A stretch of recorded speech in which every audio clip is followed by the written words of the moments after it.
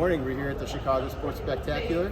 We're going to be going around today looking obviously for some additional vintage cards, but I got my nephews here with me today too, so we're going to be going around with them today and see what they might be getting into.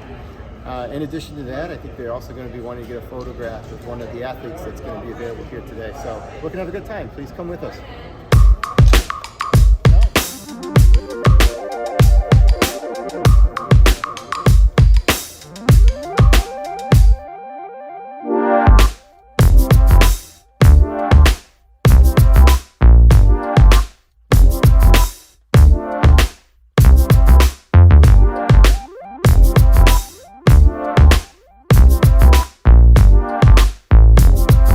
Baseball magazines from the 1930s and 40s. It's like the 37. Wow, yeah, that's good. Those are really cool, right? How you guys doing? Good, how are you today? All right, good. You know, if it's something you want to take a picture of, I'll take it out of the bag for you so you don't get the glare on it. Oh, okay, right on. Thank you. And you know who this is on the cover here, right? The lip. Yeah, Leo Absolutely. Lip. Yeah. After he, Famous for falling asleep in the clubhouse. yeah, in the dugout, right? by the time he played with he the was a manager of for the Cubs the Cubs anyway. at the end. Right, the '69 Cubs. But he played for the Cardinals, played for the Yankees, was a manager Right. for the Giants, the Dodgers. Right. Yeah, so That's right. pretty famous guy Yes, he is. for his personality more so than anything else, but he was a winner too. He was Jackie's first manager too, before he got suspended for the year. That's awesome. So it's from either, it says Yankee Stadium, so it's either Game 1 or Game 2, as 3, 4, and 5 were at Ebbets Field. Right. Game 1, the Yankees won 1-0. Solo home run by Tommy Heinrich. In Game 2, the Dodgers won 1-0. Jackie Robinson had a double and scored the only run of the game. That's so cool. Yeah. Some of the names on there are just littered with Hall of Famers. Oh, sure. Let's see, Pee Wee Reese. In there, Robinson, and Hodges in there now, Schneider's in there, Campanella's in there. Yeah. He was, Campanella was an Stengel. MVP multiple times. Zuno, Vera, DiMaggio. Let's see, Hank Bauer. Hank Bauer's not a Hall of Fame, but. No, he's not. Well, and then if you want something different, if you want the one that they won, there you go, there's 58. 58? Yeah. I got the 58 Yankee version. I also have the 58 Milwaukee version. That's awesome. And I also have a 62 when they beat the Giants.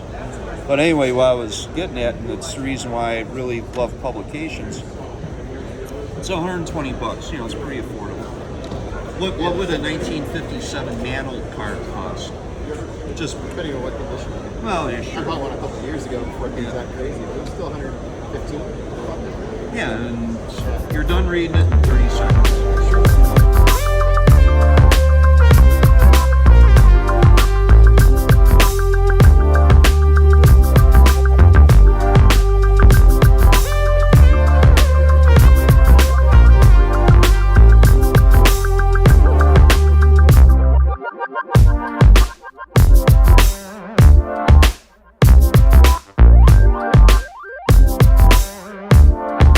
It'll be like, it's like, oh, this is a steal.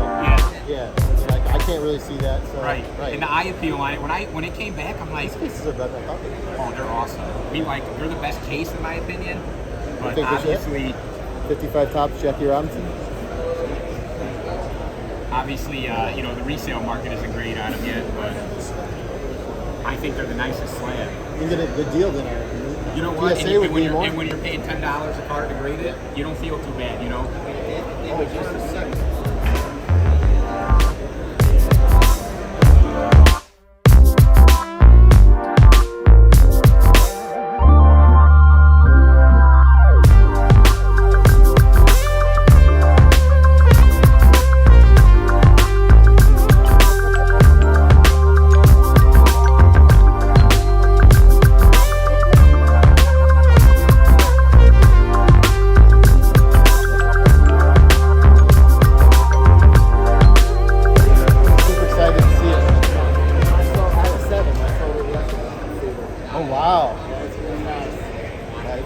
Did okay on that one, I bet. Get another Verlander in there, but anyway, Okay, cool. there's that. And there is Verlander and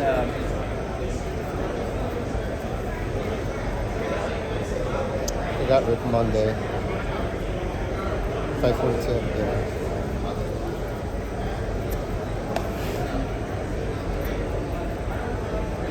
It's one of the Hall of Famers that's in there. You can see it's going to be a little bit more because it's short print. I already have that one, but 64. Already have it. Sullivan, Wills, got those. These two, they're both tough ones.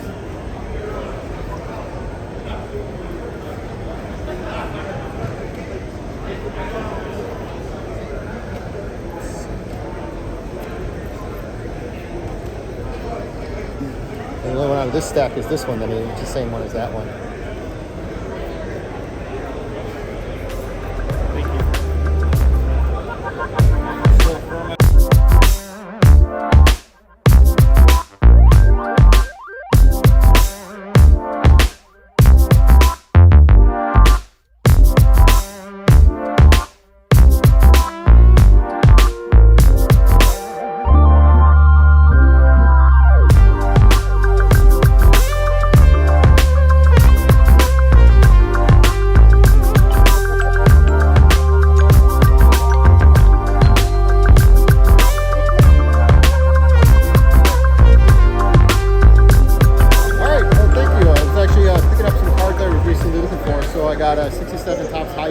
I've been needing for my set, down to 8 now, and I picked up a 53 Bowman color Stan Musial I've been looking to get, and I got it from this great guy Roger over here. He's got a wonderful collection of vintage. Where's your store located? We don't have a store anymore. I used to have several in Illinois in the 80s and 90s. Okay. But I live in Nashville now, and kind of semi-retired, so I only do shows. That's pretty much it. Okay, do you come to this one whenever they have it? I do all the ones here. Okay, cool. You going to the National in another month? Well, I don't do Atlantic City. I won't go to Atlantic City. Okay. But I've been doing the National since 1981. Okay, Off great. and on, you know, 1 year, 1 year. Is Chicago your favorite location to come to for the National? Oh, yeah. Yeah, is that where the business is best too when you go to that one? Well, the business is really good in the central part of the country, and it's easy to fly into. You still got people coming all over the world. Right here, there's plenty of hotels, so to me, it's the best location of the choices we have for an national business. Great. What got you into the business? Just a kid, started collecting cards, and found out when I was a senior in high school, 1973, that there was a kind of a hobby, organized thing, and I saw an ad in the sporting news about a publication called the Trader Speaks, which was basically mostly trading or selling cards or meeting, different groups and selling and buying and that kind of thing. I was 17 years old, and most of the guys I was all men, men 30, 40, 50 years old, and it got me hooked, and I've been doing it ever since. My first big show I went to was in '78. Wow. And I've been doing almost every weekend a show since. Right, you've seen all the peaks and valleys that are Oh, around it. yeah. We just went through a big peak, and the valley's coming. Yeah, I see it. Yeah, I felt like this was a pretty good value. I think so. Yeah. Who's your favorite player and stuff when you were going out to Stan play? Musial. Oh, Stan Musial, guy you collect? You still personally Stan collect? Musial, well, I'm a big Cardinal fan. My Cardinals, Stan Musial a little bit before my time, but Lou Brock and Bob Gibson were certainly my prime time. That's one of my dad's favorite players. I met all three of them many times. Oh, that's really Over cool. the years. And Stan Musial is as nice a guy as there is. He's very easy to talk to, just like being you and I are talking. And, That's great. Very cordial, very friendly, would sign anything you wanted them to sign. He's the most underrated best player of all time in baseball. Underrated? Well, Stan Musial was very underrated. Yeah, no, I think Stan Musial specifically. He's very underrated. I think he's top 5. If he played in New York, Yeah, during that time period, the 50s and 40s. Oh, man. Household name. yeah, and he would be, definitely. So as far as, he's in the Midwest, St. Louis area in particular, obviously Cardinal fans, to him, he's the Mickey Mouse of the team. Was for my dad, for sure. If he played in different, in New York, everyone knows about Jamal Williams, Duke Snyder, Yogi Berra, Joe DiMaggio,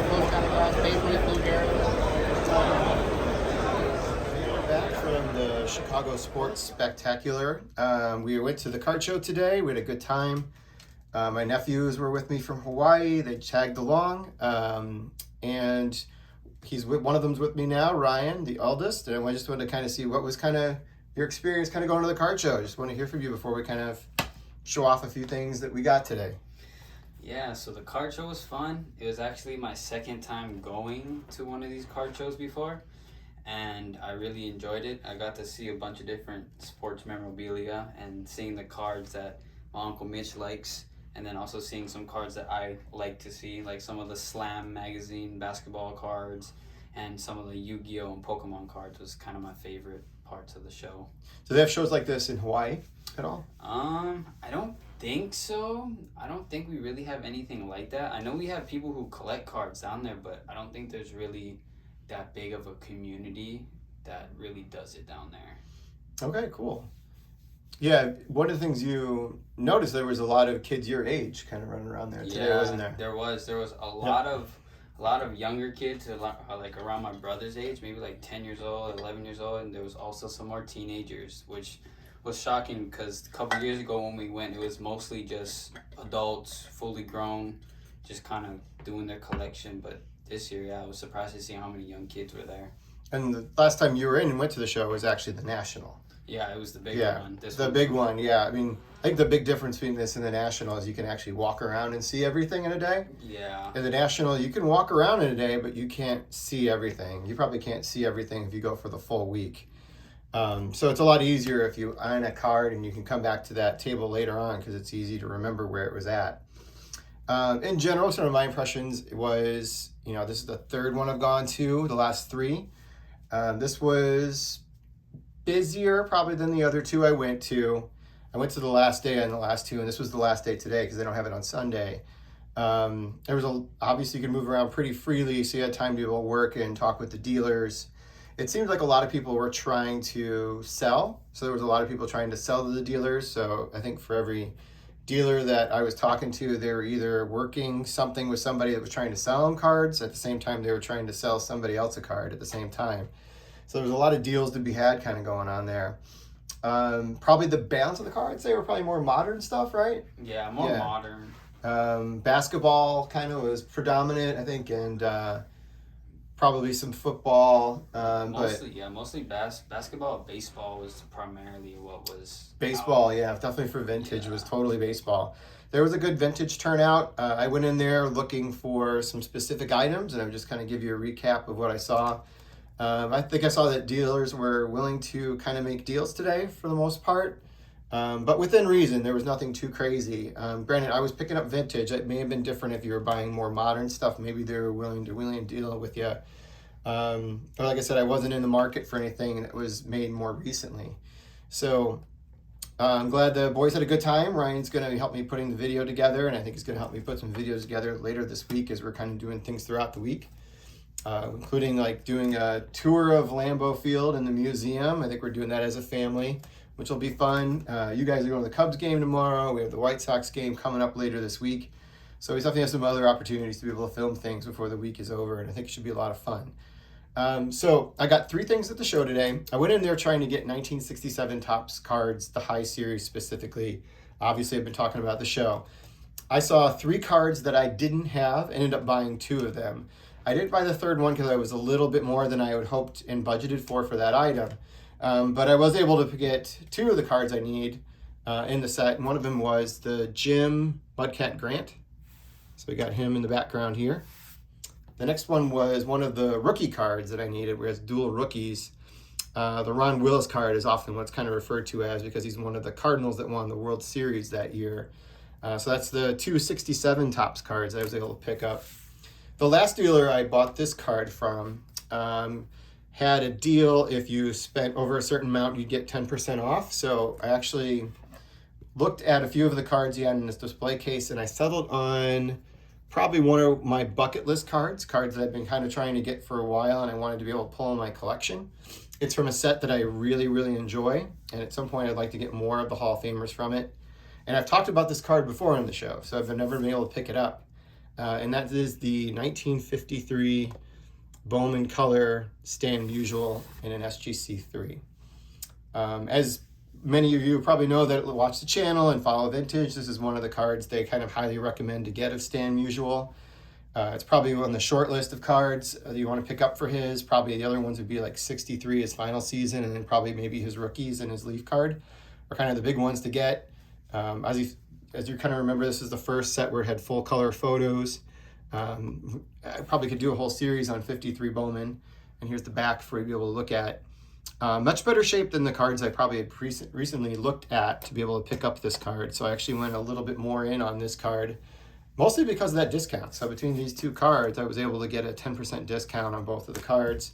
And he really had them priced to go to begin with, so he was right at market value. So I was able to get just a little bit below it.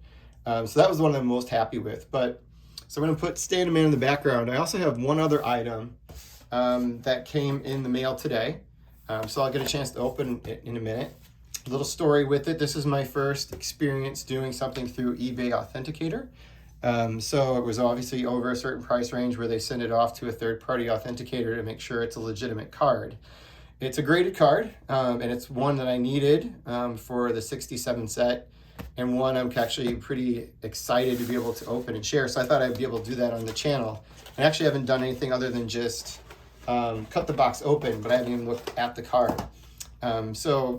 If you get things from eBay now of a certain value, they'll send this to you saying your collection has been upgraded, but there's an authenticity guarantee, a little thing that goes with it. It's got a magnet closer on there, so it closes pretty tight.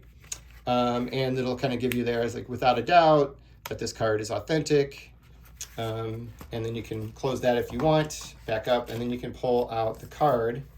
And when you open it up, it'll have your card in there in like this little case to be able to kind of protect it. So this is the big card that I picked up. It's the Tom Seaver 1967 Topps High Series rookie card. So I'm really excited to be able to add Tom Terrific to my collection. In my opinion, probably through the late 60s, early 70s was the best pitcher in Major League Baseball, in my personal opinion. Steve Carlton was just starting to come into his own, probably into the early to mid to late 70s. Tom Seaver was already a really established Cy Young Award winner at that point, and Bob Gibson was winding down, and Nolan Ryan was obviously his teammate. They obviously thought more highly of Tom Seaver at the time and kept him and traded Nolan Ryan, even though probably in hindsight they probably would have wanted to keep both of them. But obviously Ryan kind of had the longevity and outlasted Seaver and Carlton, but in my opinion, Tom Seaver was the big game pitcher of his era. And super pleased to be able to pick this up in a PSA, older PSA holder, but a PSA 4 nevertheless. So let me pull it out and I'll get a chance to show you it real quick.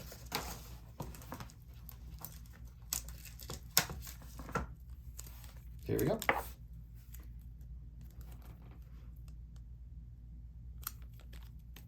And on the back,